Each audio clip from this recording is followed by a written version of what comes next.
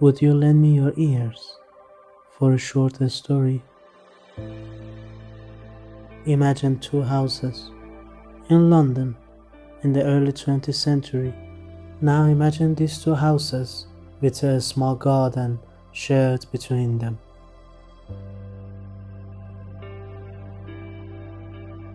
Now I know how rare it is to have a sunny day in London, but come along with me.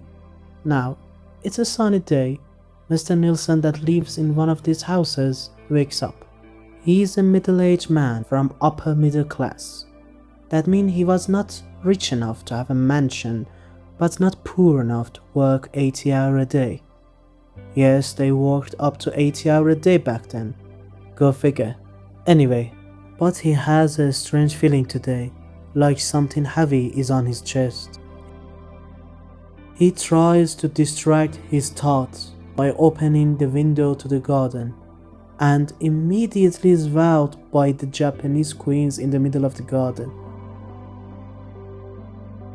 Now, I like to imagine a big pink cherry tree, but in this story it's a Japanese Quince actually. It's a bush-like tree with red to pink flowers, like a downgraded version of the cherry blossom we know and love.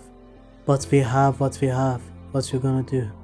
Back to the story. Mr. Nilsson is in awe of the garden beauty. Birds singing, blossom and green fresh leaves is everywhere. So he steps outside his house, and as he is admiring the tree, he just stands there and listens to the early bird song and breathes in the spring scent. With all the pollens, of course. If I were there, I'd probably be sneezing and coughing like I inhaled poison. But that's just me. A scene this beautiful is bound to attract other people's attention as well. As he was enjoying the tree, he noticed another man. He saw Mr. Tandram, his neighbor, a middle-aged man, just like him. They know each other, but since both were married, they never actually socialized. Remember, it's a 20th century story. As any other awkward social interaction goes, heaviness of the air only goes away if someone starts talking. So Mr. Nilsson says, "Fine morning," and Mr. Tandram replied, "Beautiful, for this time of year." Then Mr. Nilsson says, "Can you tell me the name of the tree?" Mr. Tandram says, "I was just about to ask you." Mr. Tandram gets closer to the tree. Mr. Nilsson do the same. Mr. Nilsson says, "It should have a label." Mr. Tandram sees a little tag on the tree. He reads it out loud. "Japanese Quince." Mr. Nilsson says, "Ah, thought so. Early bloomer." Mr. Tandram answers, "Very. Quite a feeling in the air today." Mr. Nilsson nods.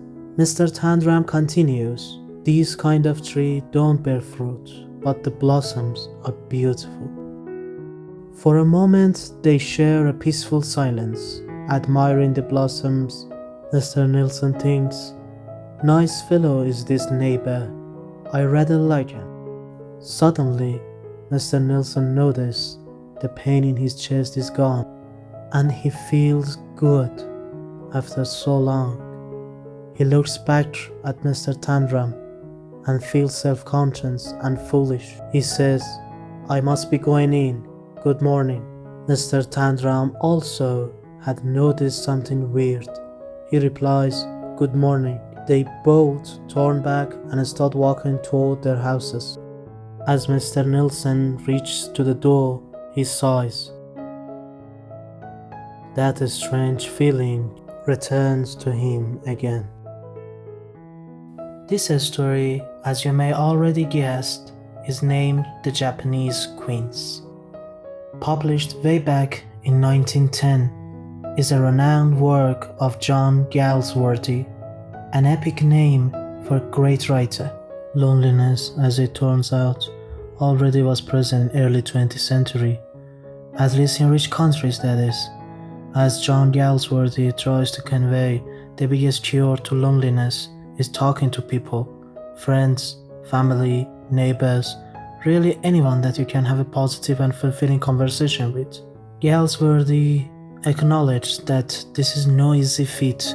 People may think something that we evolved to do in millennia is refined enough to make starting a conversation with people feel more natural, but as we all know, evolution is blind, and society is an ever-changing concept that requires active thinking and adapting to be able to fit in. We are all stuck in a loop, waking up, eating, doing something, and sleeping. For different people like me, the order of things is different, but overall we live in constant repetition.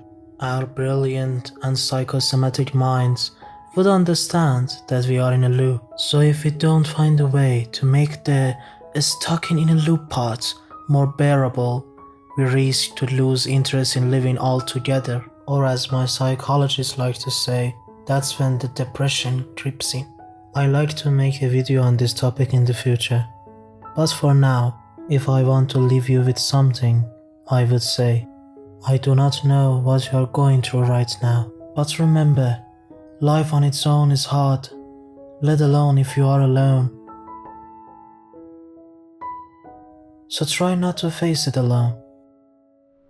The burden is always lighter when shared.